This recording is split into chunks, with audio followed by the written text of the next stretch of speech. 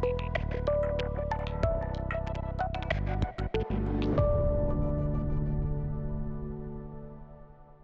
right, welcome to the Project Violet podcast, where we're focused on helping ambitious professionals grow their careers. My name is Daniel Lai. And I'm Carrie Missele. Awesome. How are you doing today, Carrie? I'm good. That was like a good, quick stop. This is the section where we banter. Here's my name. Full stop. That's all you need to know. How are you? Today? I'm good. I just got over the norovirus that we've talked about before, so I'm just glad to be healthy. It's amazing when you're sick, all you think about is being healthy, and then when you're finally healthy, you're just thankful for everything. Oh my gosh, everything around you. I don't know if I told you my husband got it too over the Did weekend. He? Uh-huh. Oh, he was no. a mess. Yeah. Yeah. And then I was walking around Clorox wiping everything he touched, like literally following him around. So hopefully we're all safe. We didn't get it, but. Oh no, yeah. I would not wish that on anyone. So hopefully he's getting better. Yeah, it took me a week to get through it, but yeah, he's slowly getting better, and I'm glad that you're better too. Thank you. Yeah. Awesome. Well, we're starting our first podcast talking about norovirus. Well, I mean, listen, you got to keep it real. It's true. I was exploding out of both ends for a while. Oh no, we don't say that. I might edit that out. Hey, listen, it happens to the best of us. God, you poor thing. All right, well, let's get into it. So in this episode, we are pulling a question actually from our advisor network. So this is a section in our online community where our curated advisors weigh in on some of the questions that are either posed by our members in the community or questions that we just throw out there that we think would be very helpful for everyone that's part of our online community. So today's question is, Carrie, looking back on your career, what's one piece of advice you wish you had received earlier? Okay, I love this question. And can I just say, I love the whole idea of our advisor network. I wish so much that I had people, the people that we have and have curated, as you said, in this network, like, gosh, there's such a wealth of knowledge that wish I had them, decades ago. So I'm really excited about that. And then to answer the question, I wish, Daniel, that I understood earlier that people are different from me. Now, that sounds really obvious, but as a new leader, I really believe that if something made sense to me, it would make sense to everyone else. If I was motivated by a certain type of challenge or feedback, then surely others would be too.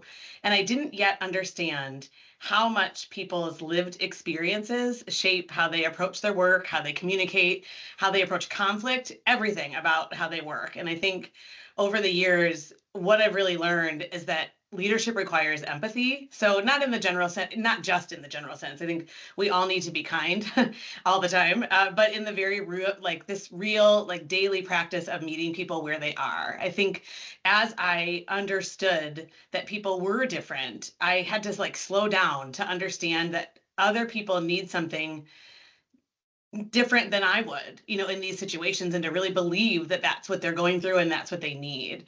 And I was really bad at assuming that my way was the right way or the only way. It took me a long time to understand that. And I think, Daniel, if I had internalized that earlier, I would have been a much more flexible, more patient, and more effective leader, right from the beginning. But it took me embarrassingly a long time to figure that out. No, I think all the advice that you just had, excuse me, is perfect. And it's a huge unlock too. I've gone through that journey myself. And I think everyone always thinks about themselves more than anyone else in the world. And you always see kind of everything through that perspective and that lens.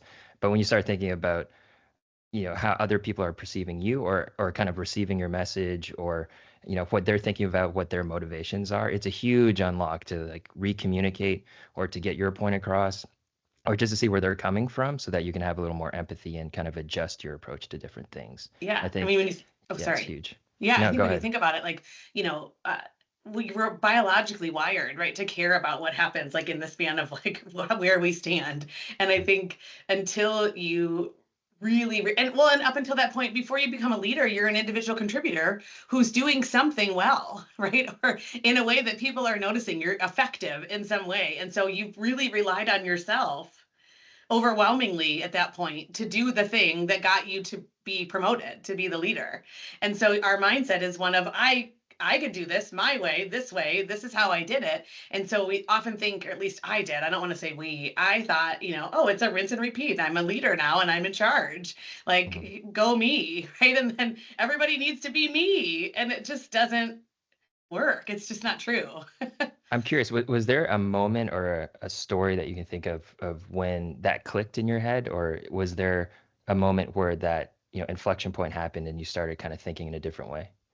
I think it's yes. The answer is yes. And I can tell, or actually a story that to this day, I mean, as soon as you said that, I hadn't even thought about it until we sat down or before we sat down. But as soon as you said that, I think about, and also, by the way, it's a journey too. Like I've continued to think about this. I still want to approach the world as though what I think and know is the right and only way at times. But I will tell you, so when my first role as a leader, I managed a team of sales reps who were regional. So they were in like 4 different states, and I would bring them together. They were close enough that they could drive, to the corporate office. And I would bring everybody together once a month for a team meeting. And it was like my Super Bowl. I swear I loved it so much. And I would spend all this time like curating the agenda. I really wanted to make it worthwhile for the people who were coming into the corporate office, to experience this day of this, team meeting. And I decided, being like this really avid reader that I am, I've always been a big reader. So I decided I'm going to start a book club for this team of sales reps.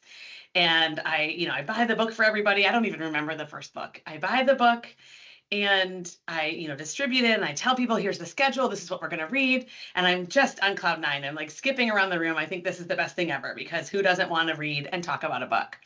And then after the meeting, one of the sales reps came to me. His name was Steve, a delight of a human. And he pulled me aside and he said, and he really he had tears in his eyes, Daniel. And he said, I really hate to read. Like I struggle to read and I really don't want to, like it stresses me out to read. And I really don't want to do this. And first of all, kudos to him, by the way, for coming to me and telling me, because that couldn't have been easy. Sure, But yeah. also it was like you could knock me over with a feather. It didn't even occur to me on any level. And by the way, I was like That people don't like 31 reading. years old. I was 31 at this point. Okay. I just want to be Hmm. clear here. I was not, some young, spring chicken. And I, in that moment, thought, oh my gosh, like what I want or what I need, what I think is fun is not the case for everybody. And let me tell you, I've never done a book club that was mandatory since.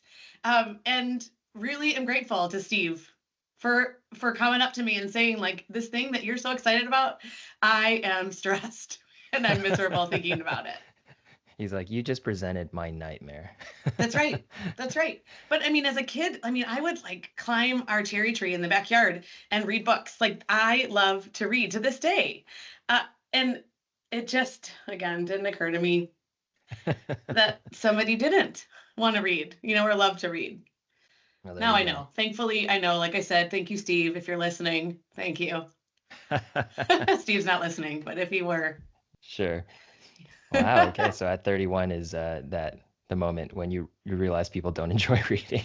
They People are don't. And different. it's also like this series of, I think I want to be, the reason I say this is because I like it, I hate this word, but it's like a journey, right? It's not like, Mhm. it wasn't like all of a sudden I learned that I had that conversation with Steve and then everything opened up for me, right? And I was perfect as a leader from then on. No way. Like that was a catalyst that I can remember and actually feel deeply.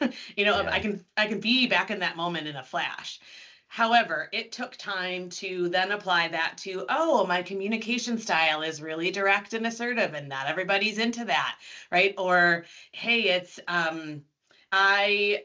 what's another thing I've learned? I'm like trying to think on the spot here. But my point is, it's like little bits that you gather, right, along the way. Oh It's yeah. not Hmm. just this instantaneous, oh, I'm here. I Yeah. realize all these different nuances about people and what they need, right? It takes a lot of time and I still work at it. Oh, for sure. I think one of my uh, reflection points too is when I first became a manager, understanding that, hey, I have to change my leadership style and how I communicate and how I manage different types of people based on what they need and what they want.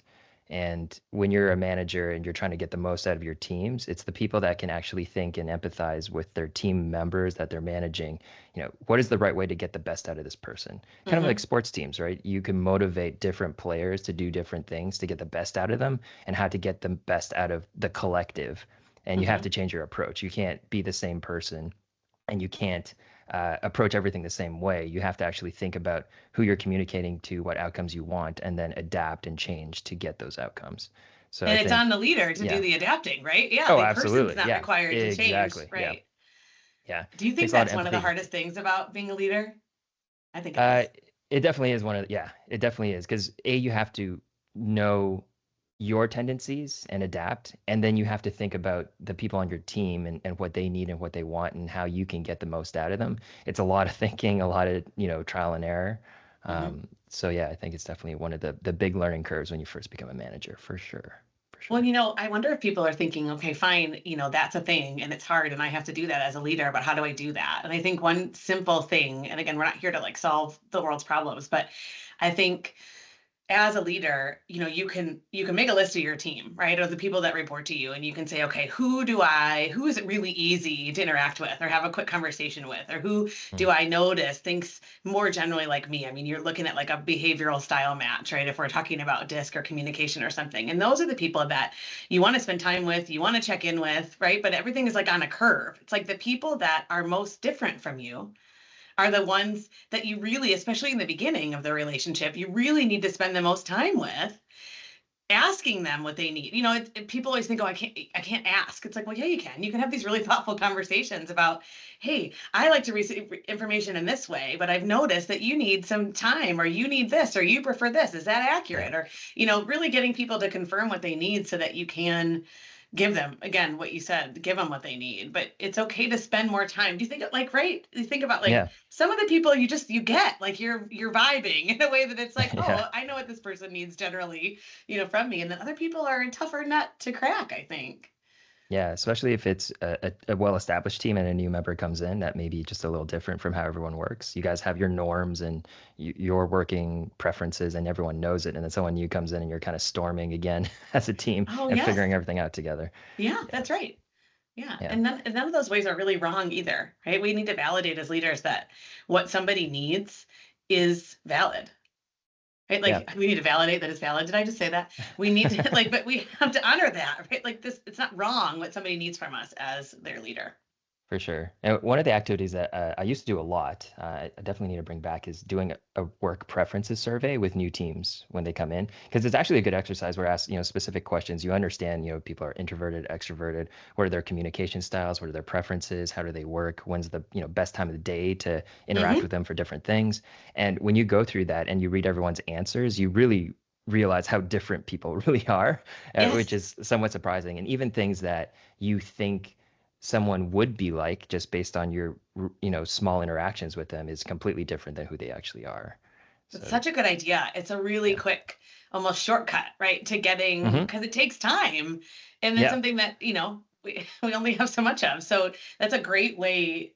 And also, doesn't it? It helps the person be able to better articulate what they need to when they get it down on paper, right? It's a good Yeah. practice for them. Yeah, to think Uh, about who I love you that are, idea. what you prefer. Yeah. Yeah. And it goes back to, everything you're talking about. Everyone's different, and you have to realize that. The sooner you realize that, the more that you can be a better manager, that you can be a better team member, and that you guys can work together and, Yeah. start succeeding together. One of the things I feel like I want to say, in that first lesson in the leadership course, Daniel, for Project Violet, is about, and it actually culminates or in a manifesto, like a personal manifesto. And I walk people through how to start to build it. And I think it's a living document, right, that does have to evolve and change over time. But it's sort of like what you're talking about with these preferences of like, who am I? Let me put it on paper so other people can read it Hmm. and know, how to behave or how to, work with me. Yeah. What's the best way to work with me? Yeah, exactly. Mm-hmm. It's almost a playbook to, or a user manual for you. Yeah. Yeah, that's right. It makes me Yeah. want to expand it. I have this like one page, right, of like high level who I am, but then taking your preferences and like that's an appendix, to the whole thing. Like I think that all can really help teams collaborate and work together better. Yep. Because everyone's different. Mm-hmm. Yeah. So All what's right. your answer to the Is it my question? is it my turn? Your Okay. turn. So Let's hear it. I like kind of summarizing concepts and thoughts into memorable quotes. And this one is, I don't think there's an actual source for it, but a lot of people trace it back to Abraham Lincoln.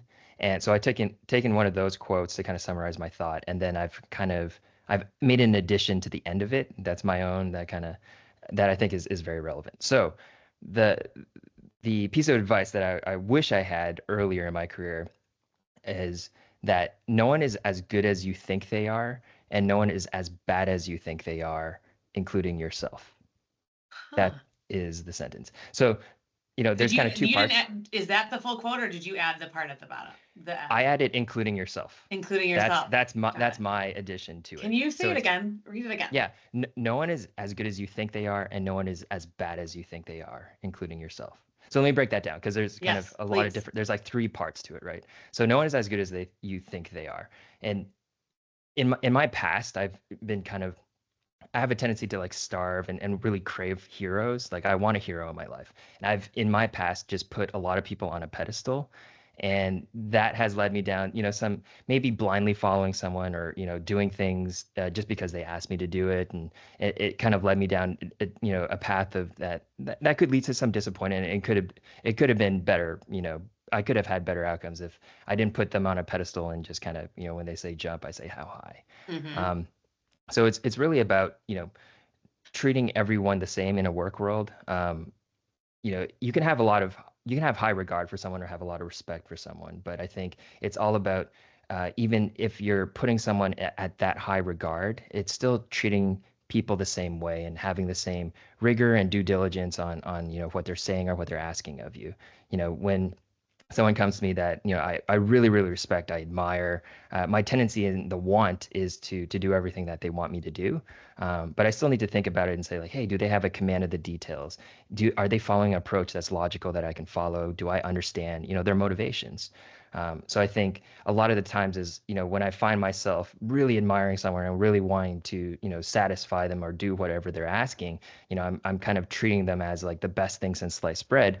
It's really like, hey, no one's as good as you think they are. Just make sure that you come back down and start treating them just like you would treat anybody else, and trying to like, get your mindset in that Yeah. mind frame. I love that so much. Yeah. Do you think that and I know we have the other components of this, Hmm. but I was thinking about, do you think that makes you like more lenient on the leader that you Oh admire? yeah, Like, meaning you'll accept things as face absolutely. value, or you'll even try to mold into something you're not.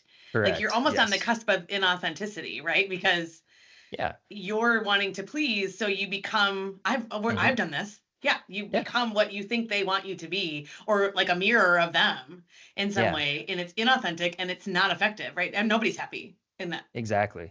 So, and it's just a little mental trigger to say like, hey, no one's as good as you think they are. Like everyone puts on, their pants one, foot at a time Yes. or whatever. So, Yeah. you shouldn't, even if I walk into a room and it's a bunch of like my heroes and people that I completely admire, and then, trying to step back and not fall into groupthink and just immediately blend in and try to, please. I'm a people pleaser too. So, trying to do That's everything another just to, episode. Yeah. yeah, yeah, just to, yeah, exactly. I can go on forever on that.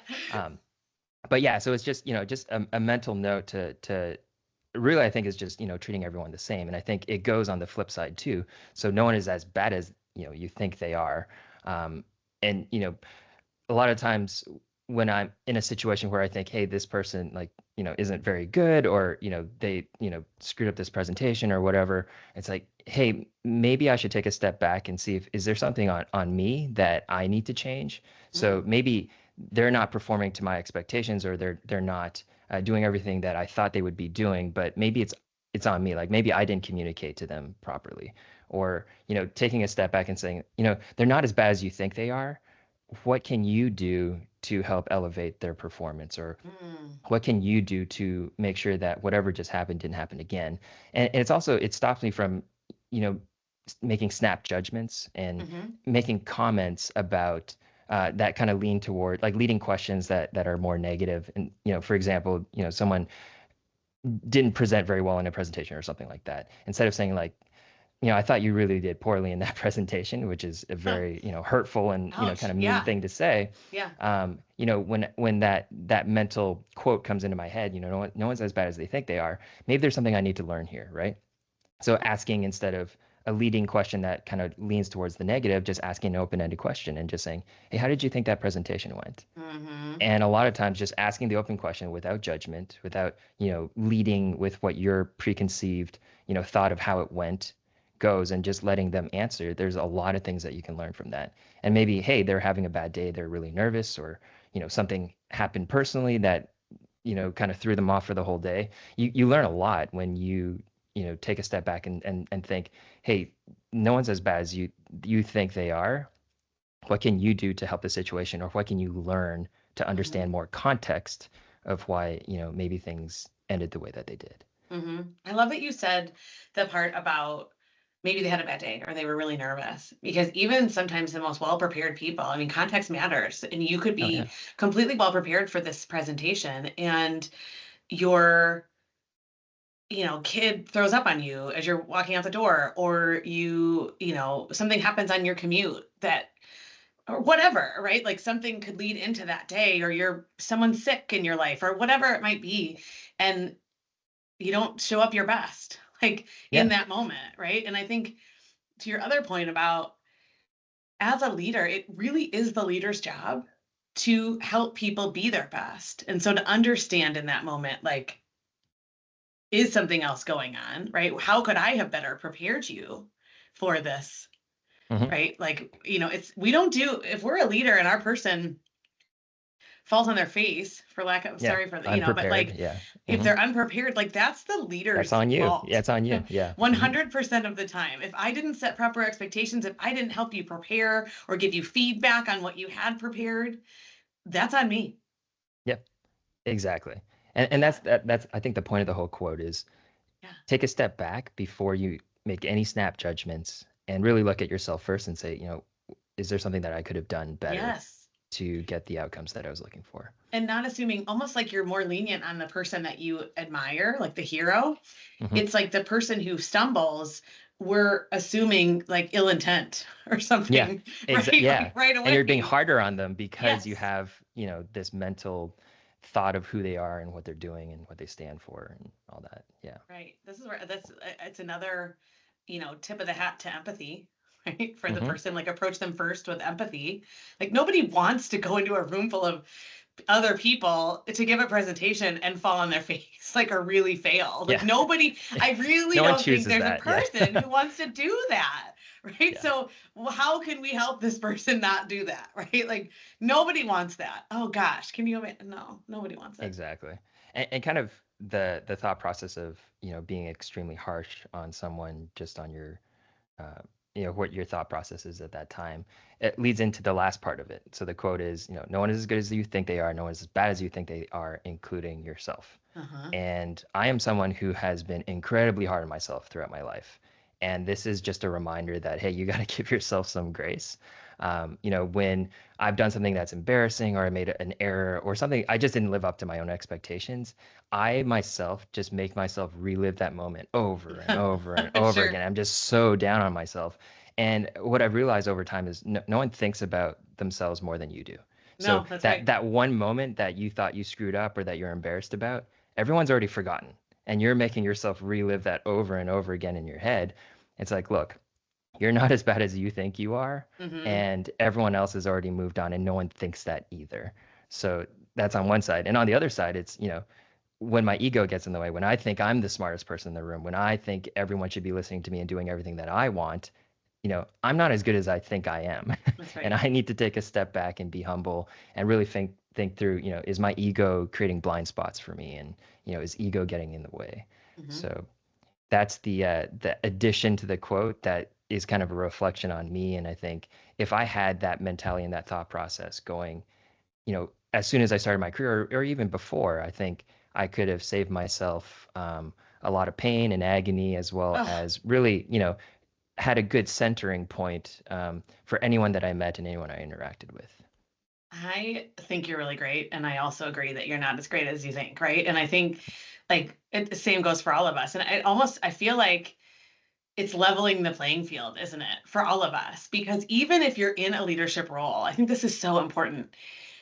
So you've earned this leadership role. Good for you, right? Like seriously, congrats, right? It's a big deal to recognize or realize some sort of goal that you have at work and be, and be rewarded for that hard work.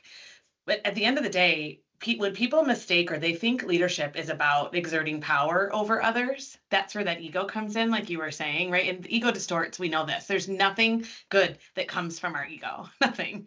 Yeah. When the ego's in charge, it's chaos, right? Yep. It distorts our reality. And so this idea that leadership is really about lending focus to others, not exerting power over. And so when you talk about no one's as good or as bad as you think, including yourself, it's like we're all starting from the same spot, right?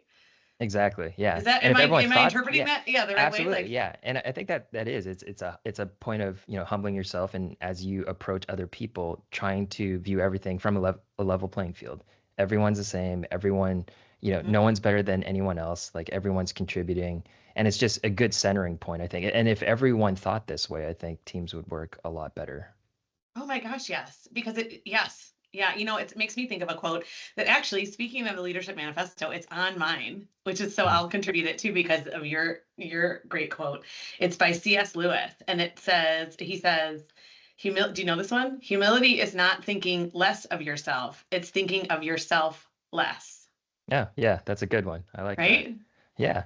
Like you can still be It's confident and really proud, of who you are. You can know your strengths. You can know, how you, show up and the impact that you have. All of that confidence is real, right? And that pride in Yeah. what you do. And that's But okay. Yeah. it's okay, But right? yeah. Absolutely. But when it shifts to ego, right? When Hmm. all you think about is yourself and in what you need and what you did and what, then it just becomes, like I said, a mess. And, so Yeah. yeah, isn't that funny? Those two quotes are really similar. There you go. Yeah. Yeah, I like All it. right. Well, I think that we can wrap there, but that's the question that we have in our advisor network. We will probably come in the next episode with another one, and we'll go from there. So hopefully this was a good podcast and you all enjoyed that, and more to come because our community is launching at the end of April, and we'll be giving some more information as we go. But That's right. thanks for listening. Thank you. See you, Bye. see you on the next one.